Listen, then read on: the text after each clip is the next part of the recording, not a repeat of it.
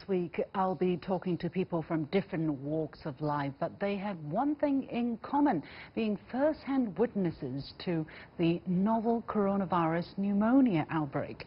What are their personal stories and how has the epidemic affected their lives? Welcome to Inside the Epidemic, a special series coming to you from The Point with me, Leishenshan.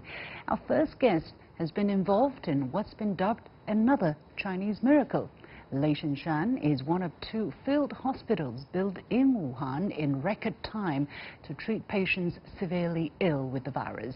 Chen Peizhang is the deputy manager of Jiangsu Panasia Medical Technology Group. He joined me earlier from Wuhan.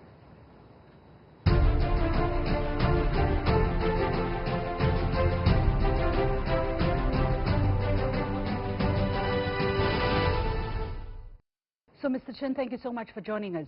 I understand that since the construction of this Leishenshan hospital, which was 25th of January, to its completion, which is the 5th of February, it only took a little over 2 weeks' time, and this hospital can offer 1,600 beds. So tell us a little bit of your role in the entire construction, in the entire hospital, and under what kind of circumstances have you been working over the past 2 weeks? 今年的大年30接到的紧急的工作任务，然后那个 We've received this urgent assignment on Chinese New Year's Eve. The director of the Central South Design Institute spoke with our boss, who immediately informed us about the situation. So we agreed to design and build a Leishenshan hospital. That same night, we got the general blueprints. By 3 days later, we produced a specific design for this new hospital. Our plan was to undertake 3 core parts of the first stage of the project: the patient evaluation and diagnosis department, the operating room, and the intensive care units. We were in charge of the design, construction, operation, and maintenance work. So still, it is amazing. I mean, I understand you have built thousands of hospitals, but to build a hospital in 6 days, and sometimes you have to go without a plan. You are basically going and adjusting your plan and building at the same time. How exactly did you manage that? And under what kind of shifts were you working? Were you working 24 hours a day? How many people were working at the same time? First of all, this hospital's objective is to prevent the further spread of the epidemic. Its purpose and functions are clear and simple. So from the perspective of scientific scheduling, it was possible to finish the project within a few days. In particular, it uses a large number of modular design schemes. Production and assembly work were done remotely, and only the actual installation was done on site. Secondly, we dispatched experienced staff on a large scale. For example, in the core area of the project, which takes up about 2,300 square meters, we assigned 200 workers and more than 20 technical managers. That means on average there was 1 worker for every 10 square meters. Then, through a scientific, efficient and management sharing system, we ensured a rapid connection between supply and demand. This enabled us to finish the core first stage project, as well as to ensure that its quality and design met our standards. So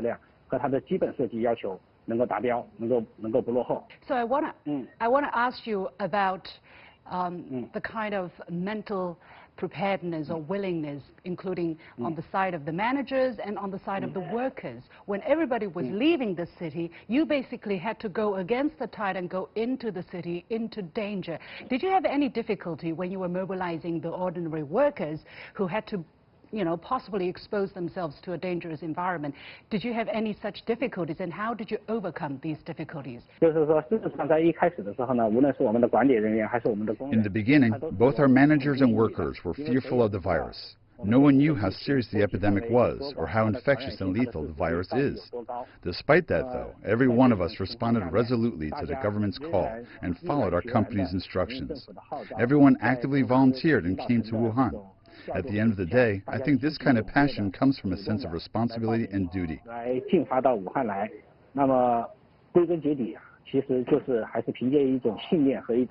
We believe we can win the fight against the coronavirus.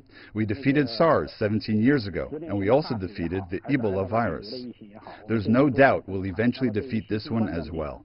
That said, it wasn't easy for us to arrive in Wuhan at first. Our team had 200 workers, 20 managers, 6 batches of materials, and dozens of trucks. But the railway and flights were cut off, so we had to drive all the way to the site, and we immediately started to work upon our arrival. Our team worked in shifts, 24/7, without any breaks.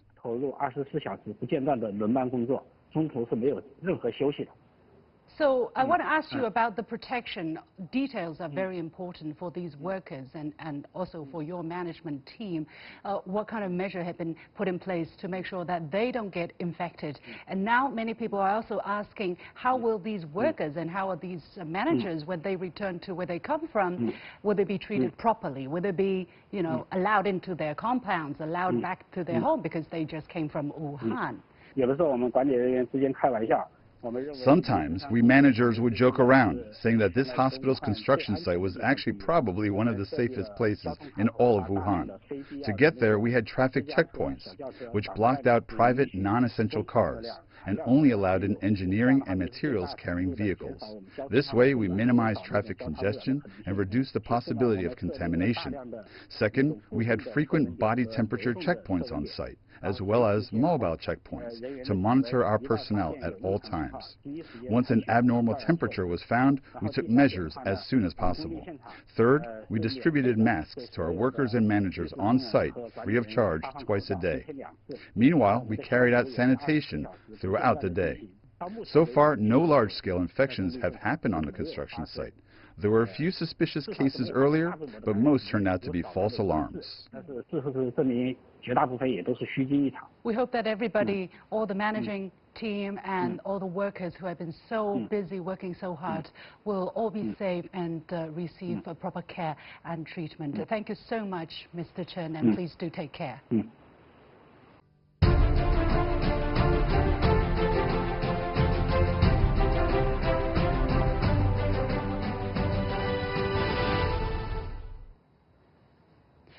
Rui Severino is an Australian living in Wuhan. He is a racehorse trainer and is responsible for taking care of 27 racehorses in the city.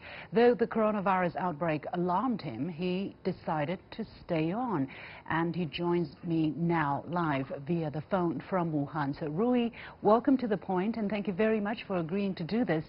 So I understand that you from Australia. It's my pleasure. Yes, right now not many foreign nationals still stay in the city of Wuhan. You actually were outside of Wuhan and you flew back to the city mid of January, but you had the opportunity to be repatriated, but you chose to stay on. Why? Well, good evening. Well, the reason is China has been my home for the last 4 years, and I have the responsibility of quite a big team. And I look after animals, I train racehorses, and I also have 9 staff.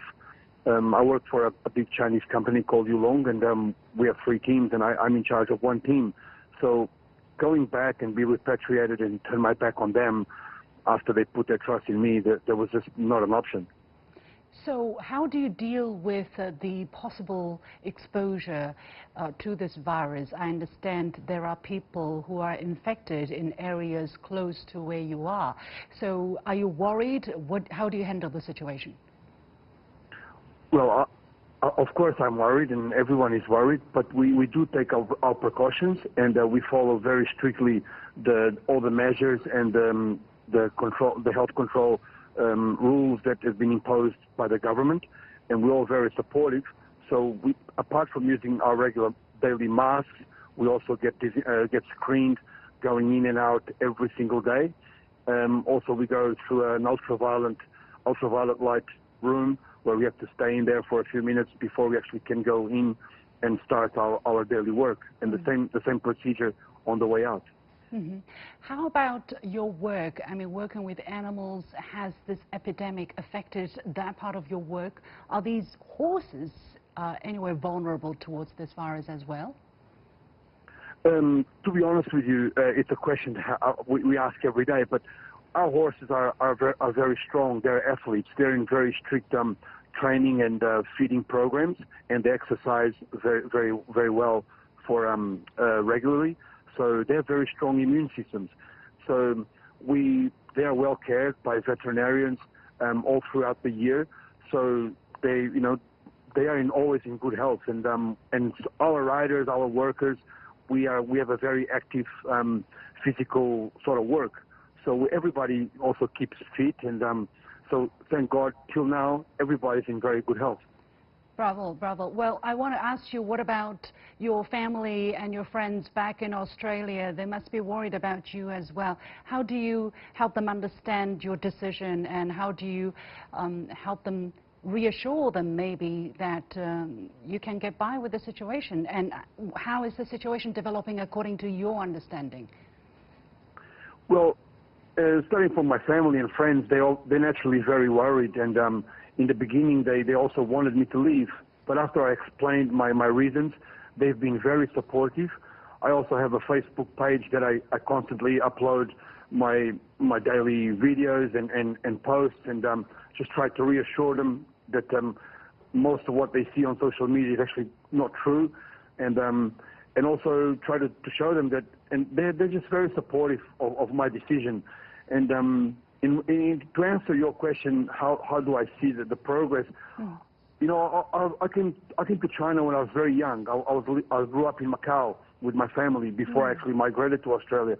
So my knowledge of Chinese culture is quite substantial at the moment.